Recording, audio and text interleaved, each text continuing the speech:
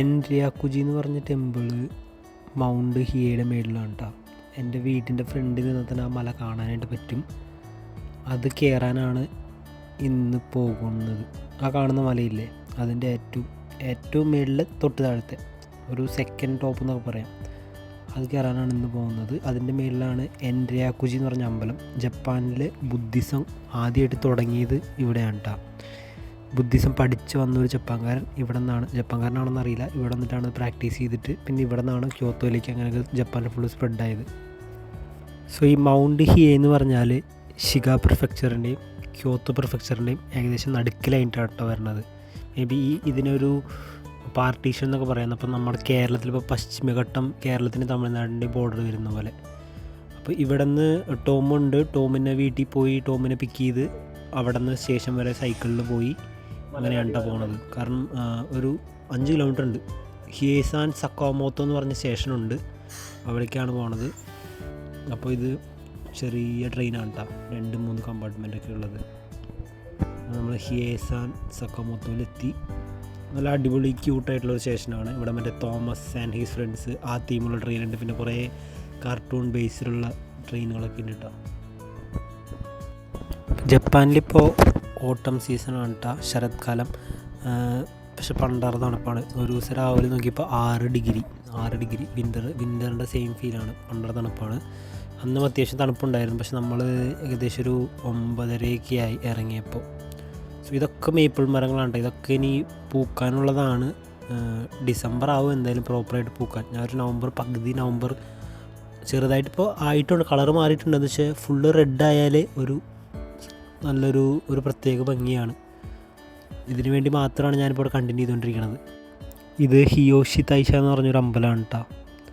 So ഇതെന്ന് പറഞ്ഞാൽ ജപ്പാനുള്ള 3200 ജിഞ്ചകളുടെയും head എന്നൊക്കെ പറയാം, അങ്ങനെയാണ് ഇതിനെ പറയണത്. ഇത് പക്ഷേ ചാത്തൻ്റെ അമ്പലമാണ് കേട്ടോ. നമ്മുടെ നാട്ടിലെ ചാത്തൻ്റെ അമ്പലം പോലത്തെ കൂടോത്രം, ദുഷ്ടശക്തികളുടെ അമ്പലം എന്നാണ് പറയുന്നത്. ഇതിനെ കൂടോത്രമൊക്കെ ചെയ്യാൻ വേണ്ടി പോകുന്ന അമ്പലമാണ്. അങ്ങനത്തെ എന്തൊക്കെയാണ് കണ്ടത് ഞാൻ തപ്പിയപ്പോൾ.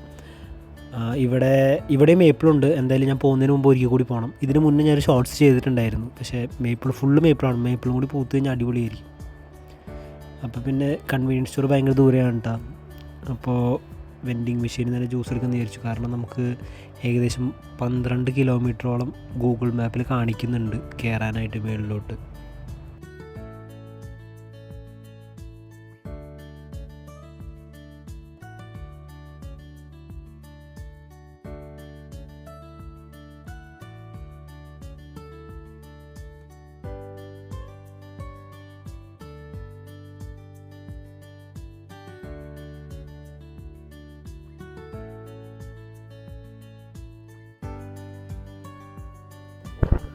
പെട്ടെന്ന് ഇരുട്ടാവുന്നതുകൊണ്ട് പെട്ടെന്ന് കയറിയില്ലെങ്കിൽ ഇനി തിരിച്ചിറങ്ങുമ്പോൾ ഇനി ഡിലേ ആയി കഴിഞ്ഞ് കഴിഞ്ഞാൽ പണ്ട്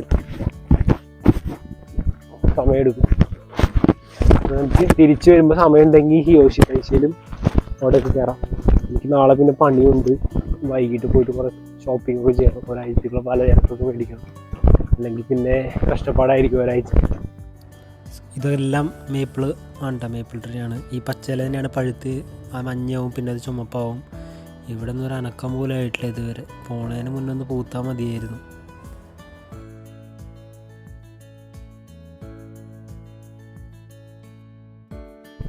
സോ നമ്മൾ മല കയറാനുള്ള വഴി എടുത്തിട്ടുണ്ട് കേട്ടോ.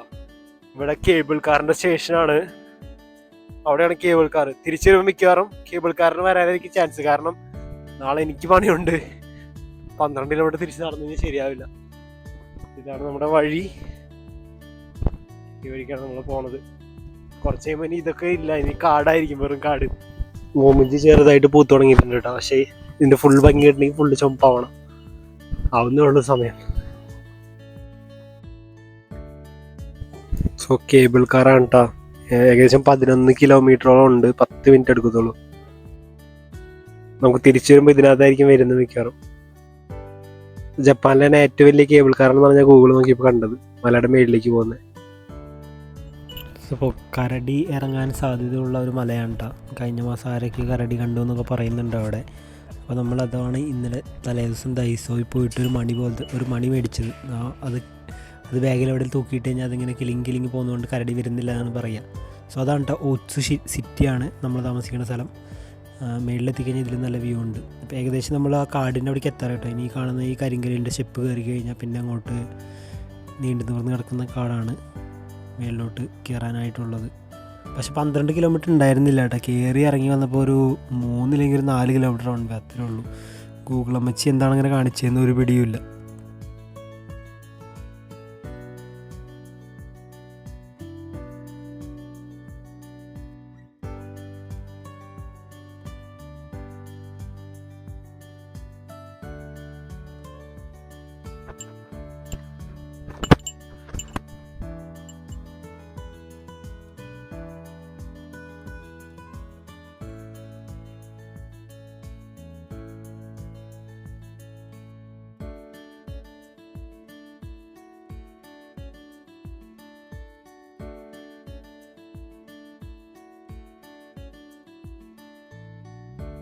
തോമസ് ഗംബത്തെ മൊത്ത ഗംബത്തെ ശിഗോത്തോ അസ്ത യാസ്മിൻ ജാനായിനോ ഗംബത്തെ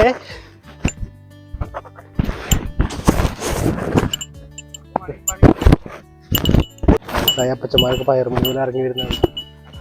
ഏത് എഞ്ചിനാണോ അതൊക്കെ സുസുക്കിയാണോ ഹോണ്ടയാണോ എന്നറിയില്ല.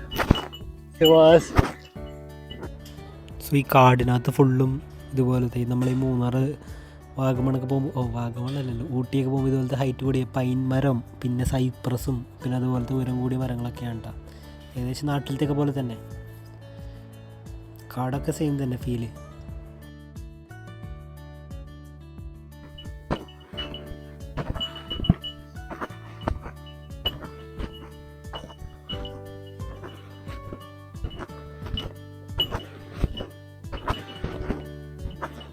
ഇന്നലെ മേടിച്ച മണി എൻ്റെ കയ്യിൽ പറഞ്ഞുണ്ട്, ഇവിടെ പറഞ്ഞുണ്ട്. അപ്പോൾ ഇത് കിളിക്കാനാണ് കരടി വരില്ല എന്ന് പറയുന്നത്. കയറുന്നവർ ഇറങ്ങുന്നവരെല്ലാവരും കിളിക്കൊണ്ട് പോകണം. എല്ലാവരും ബാഗിലും നോക്കിയിട്ടുണ്ട്. 70-ാം വയസ്സിൽ ഇതുപോലെ പയറുപണി പോലെ 10-15 കിലോമീറ്ററുള്ള മല കയറി ഇറങ്ങണമെങ്കിൽ ഉണ്ടായി ഇതേപോലെ പണിയെടുത്താൽ മതി.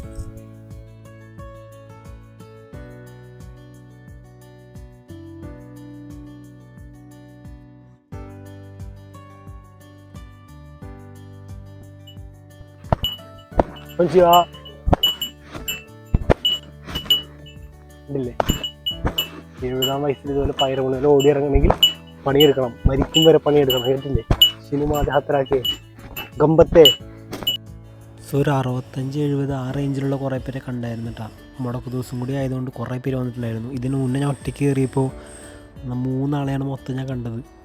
അന്ന് ഞാൻ കയറി മാത്രമേ ഉള്ളൂ. ഇറങ്ങിയപ്പോൾ ഞാൻ മറ്റേ കേബിൾ കാറിൽ ഇറങ്ങി വന്നു. അന്ന് ഞാൻ കയറാൻ തുടങ്ങിയപ്പോൾ ലേറ്റായിരുന്നു. അപ്പോഴാണ് ഇങ്ങനൊരു അപ്പച്ചനെ കണ്ടത് കേട്ടോ.何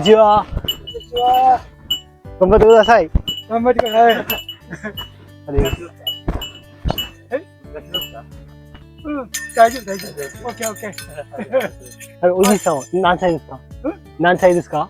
何歳？はい。82歳。すごいすごいすごい元気ですね。頑張ってますよ。元気はない。頑張ってください。一人で。僕そこまでもう少し。あと500メーターほど。お茶までは行かない。行かない。すごいなおじさん。あ、こんにちは。こんにちは。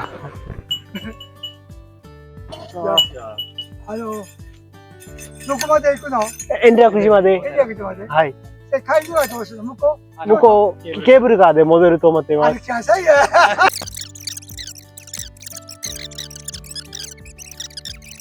頑張ってください。頑張ります。ありがとうございました。また声かけて。はい。お疲れ様です。はい。頑張って。はい。勉強してよ。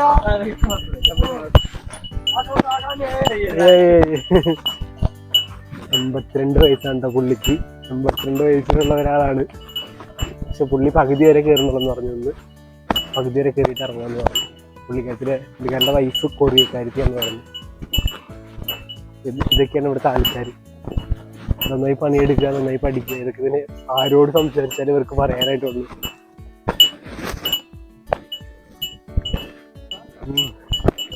പുള്ളിക്കാരത്തെ പറയണേ തിരിച്ചു പോകുമ്പോഴും നടന്നിറങ്ങാൻ. നാളെ എനിക്ക് പണിയുണ്ട്, നാളെ പബ്ലിക് ഹോളിഡേ ഉണ്ട്. പക്ഷെ പുള്ളിക്ക് ലീവാ, എനിക്ക് നാളെ പണിയുണ്ട്. തിരിച്ചിറങ്ങി കഴിഞ്ഞാൽ നാളെ ബോർഡ് അടിയാ, അതും പുറത്ത് ബോർഡ് പൊക്കി എടുത്ത് ചെടിക്കണം. ഇല്ല, നിങ്ങൾ ലാപ്ടോപ്പ് എന്ന് പറഞ്ഞിരിക്കണ പോലെ അല്ല ബ്രോ ഇത്. അതുകൊണ്ട് നോക്കാം, പറ്റുവാണെങ്കിൽ നടന്നു തന്നെ ഇറങ്ങാം.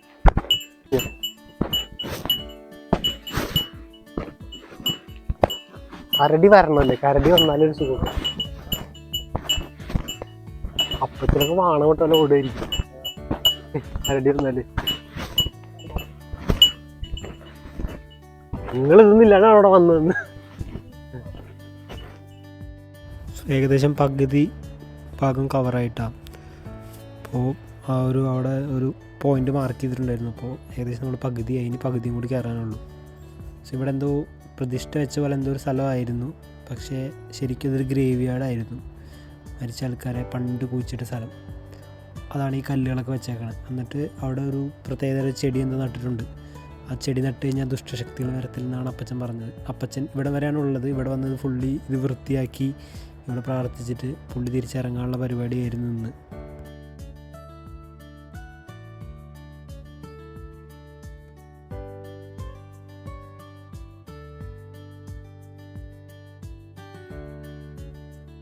ഇത് പ്രതിഷ്ഠ തോന്നുന്നുണ്ടോ, ബുദ്ധനെ കരുതിയിട്ടുണ്ട് അവിടെ.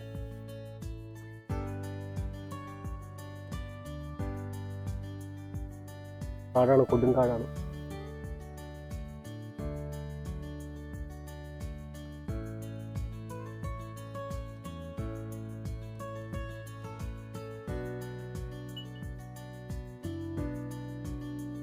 സോ ട്രക്കിങ്ങിൻ്റെ ഏകദേശം പകുതിയിലെത്തിയിട്ടുണ്ട് കേട്ടോ. നേരത്തെ കണ്ട അപ്പച്ചനാണ് പുള്ളി. ഇത് അമ്പലം പോലത്തെ എന്തോ ഉണ്ട്, മീൻസ് ഇവിടെ മരിച്ച ആൾക്കാരെ അവിടെ കുഴിച്ചിട്ടിട്ട് അതിൻ്റെ കല്ല് വെച്ചേക്കണം തോന്നുന്നു. അങ്ങനെ എന്തോ പുള്ളി പറഞ്ഞത്. ഇവിടെ വൃത്തിയാക്കിയിട്ട് ഇവിടെ പ്രാർത്ഥിക്കാൻ വേണ്ടി പുള്ളി വന്നതാണ്. പുള്ളി ഇവിടം വരെ ഉള്ളൂ, പുള്ളി തിരിച്ചു പോകണതാണ്. ഈ കാണുന്ന ചെടി കണ്ട, ഈ ഒരു ചെടി അവിടെ കുറേ ഇരിപ്പുണ്ട്. പുള്ളി പറഞ്ഞത് ആൾക്കാർ കുഴിച്ചിട്ടിട്ട് അവിടെ ഈ ചെടി നട്ടു വയ്ക്കും, ഈ ദുഷ്ടശക്തികളൊന്നും വരത്തില്ല, അങ്ങനെയാണ് പുള്ളി പറഞ്ഞത്.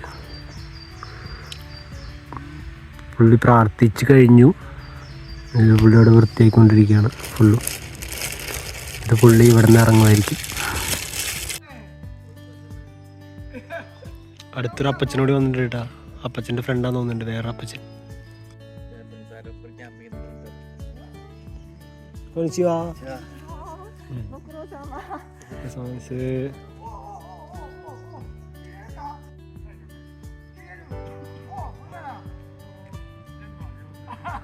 Bye bye, അരികാത്തോനെ.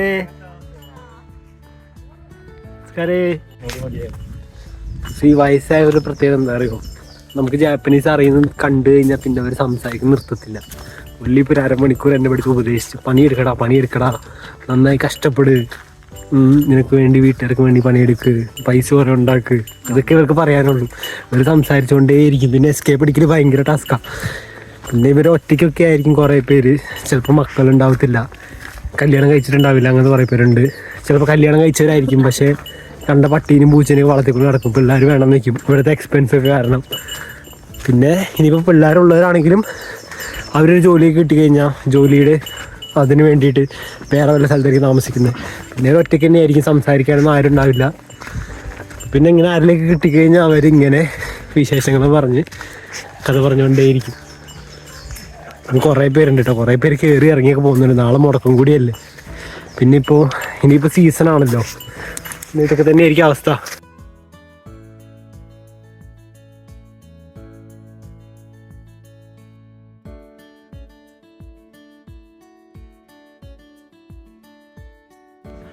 പെങ്കുച്ചിറങ്ങി പോകുന്നുണ്ടോ? ഞങ്ങൾ അപ്പച്ചനായിട്ട് സംസാരിച്ചുകൊണ്ടിരുന്നപ്പോൾ ജസ്റ്റ് ഞങ്ങളെ പാസ് ചെയ്ത് പോയതാ. എന്ത് പോക്കാണ് പോയത്, പുള്ളിക്കാരത്തി തിരിച്ചിറങ്ങി പോണ് കഴിഞ്ഞിട്ട്, സമ്മതിക്കണം. ഇപ്പം നമ്മൾ മേളിലെത്താറായിട്ടാ, ഏകദേശം ടോപ്പിലെത്തി. ഇനി ഒരു ചെറിയൊരു കോൺക്രീറ്റ് റോഡും കൂടെ കയറി കഴിഞ്ഞാൽ നമ്മളെത്തി. നമ്മൾ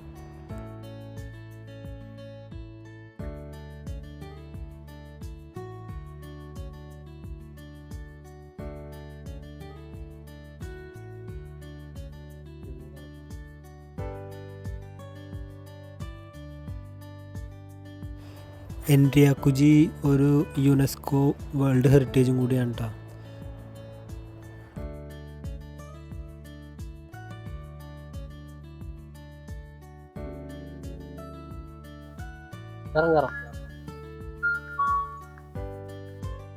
മുടക്കൂസ് ആയതുകൊണ്ട് അത്യാവശ്യം തിരക്കുണ്ട് കേട്ടോ. പിന്നെ മോമ്പിച്ചൊക്കെ ചെറുതായിട്ട് പൂത്ത് തുടങ്ങി.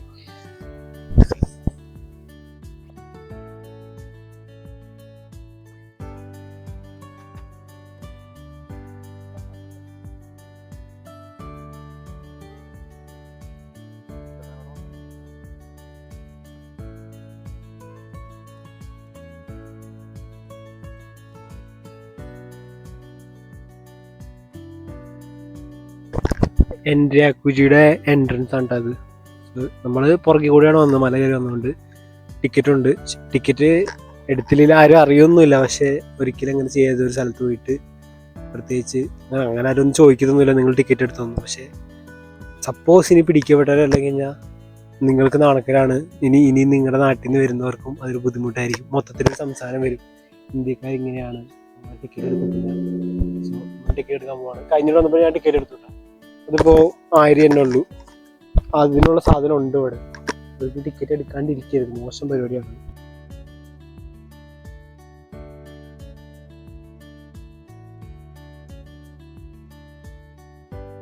അതിന് മേലിലാണ് ഈ മണി അടിക്കണത്. ആർക്ക് വേണമെങ്കിൽ അടിക്കാം, പ്രാർത്ഥിച്ചിട്ട് അടിക്കാം. ഇന്നിപ്പോൾ മണി അടിക്കാനുള്ള പ്ലാനിലാണ്.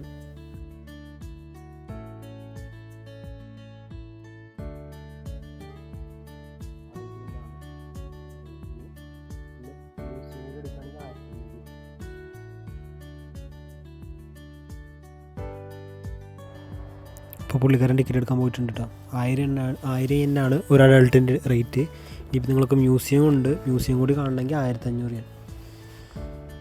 സോ ഇത് ഷിഗയിലുള്ള ഒത്സുലുള്ള മൊത്തം അമ്പലത്തിൻ്റെ ലിസ്റ്റാണ് കേട്ടോ. എല്ലാം അങ്ങോട്ട് പോണ ട്രാക്ക്, പിന്നെ വഴി, ലേക്ക് ബിവാക്കോ, പിന്നെ ട്രെയിൻ റൂട്ട്, കെയ്ഹാൻ, അങ്ങനത്തെ എല്ലാം ടിക്കറ്റ്. അപ്പോൾ ഏത് ടിക്കറ്റ് എടുത്താലും ഓരോ ടിക്കറ്റും ഉണ്ടാവും. പിന്നെ ഒരു ഗൈഡുണ്ട്. ടിക്കറ്റ് ഗൈഡ് ഇംഗ്ലീഷും ഉണ്ടാവും, പിന്നെ ജാപ്പനീസും ഉണ്ടാവും. ഓരോരോ ബിൽഡിങ് എന്തിനാണ്, എത്ര കൊല്ലം പഴക്കമുള്ളതാണ്, എന്തൊക്കെയാണ് ചരിത്രം, എന്തൊക്കെയാണ് വിശ്വാസം, കാര്യങ്ങളൊക്കെ ഉണ്ടാവില്ല. അങ്ങനെ ഇരിക്കുന്നുണ്ടോ? പൈസ കൊടുത്ത്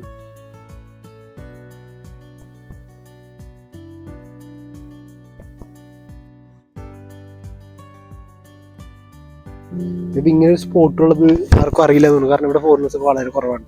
പക്ഷെ ക്യോത്തോന്ന് ശരിക്കും പറഞ്ഞാൽ 1 മണിക്കൂർ പോലും ഇല്ല ഇങ്ങോട്ട്. ട്രെയിൻ എടുത്ത് വന്നിട്ട് ഹിയേസാൻ സക്കോമോത്തിൽ ഇറങ്ങിക്കഴിഞ്ഞാൽ അവിടുന്ന് ബസ്സുണ്ട്, അല്ലെങ്കിൽ അവിടുന്ന് കേബിൾ കാർ എടുക്കാം. പറയാണ്ട് എല്ലാം കൂടി ഇങ്ങോട്ട് കിട്ടി.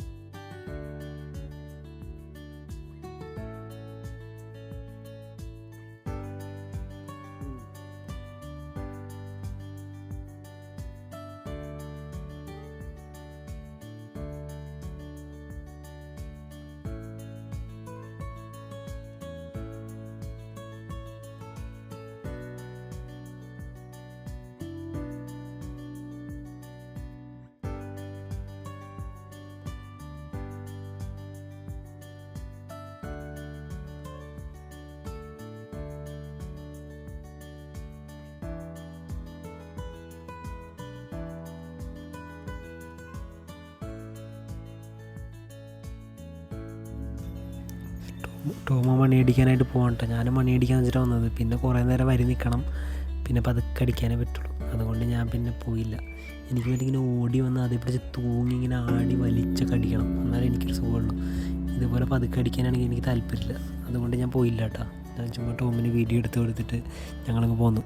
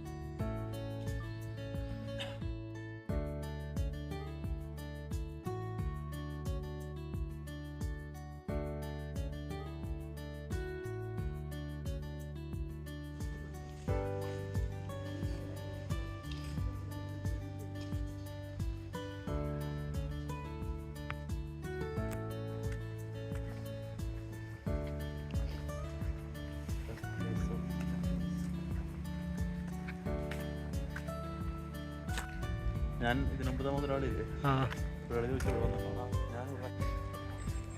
കളവന്മാരെ വെച്ച് ജീവിക്കുന്ന ആള്, കളവന്മാരെ വിറ്റ് ജീവിക്കുന്ന ആള്.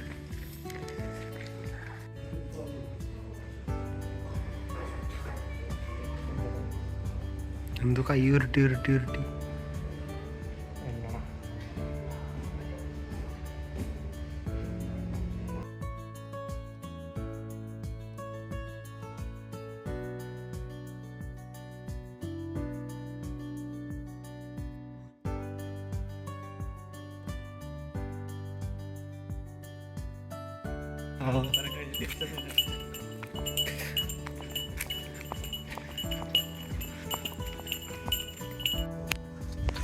തിരിച്ചിറങ്ങാണ്ടപ്പോ തിരിച്ച് നടന്നിറങ്ങാന്ന് വിചാരിച്ചു. അപ്പച്ചൻ പണ്ടാറ മോട്ടിവേഷൻ, ചെറുപ്പല്ലാണ് നിങ്ങൾ നടന്നിറങ്ങടാ, എന്തിനാണ് ട്രെയിനിൽ പോകണം എന്നൊക്കെ. അതെ, അപ്പോൾ നമ്മൾ തിരിച്ചിറങ്ങുകയായി.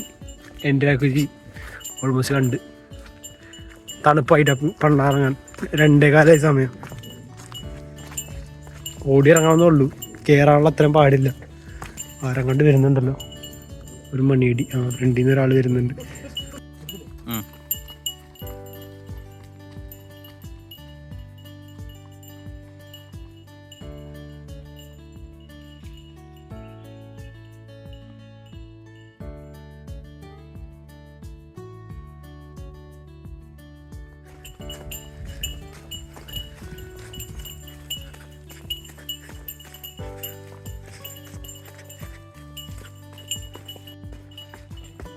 ഇവിടെ ലെഫ്റ്റ് സൈഡിൽ വലിയ കൊക്കയാവണല്ലേ, അപ്പൊ നല്ല രസമായിരുന്നു ഇങ്ങനെ.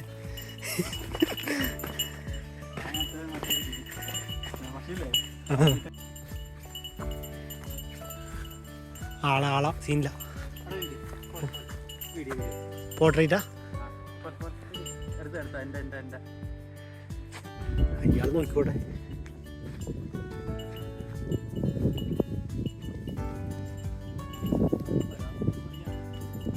ഇതൊക്കെയല്ലേ ബ്രോ ഒരു അഡ്വഞ്ചറസ് ടൂറിസം. ചുമ്മാ എല്ലാവരും പോണ വഴി കൂടെ പോയിട്ട് മല കയറിയിട്ട് വല്ല കാര്യമുണ്ടോ?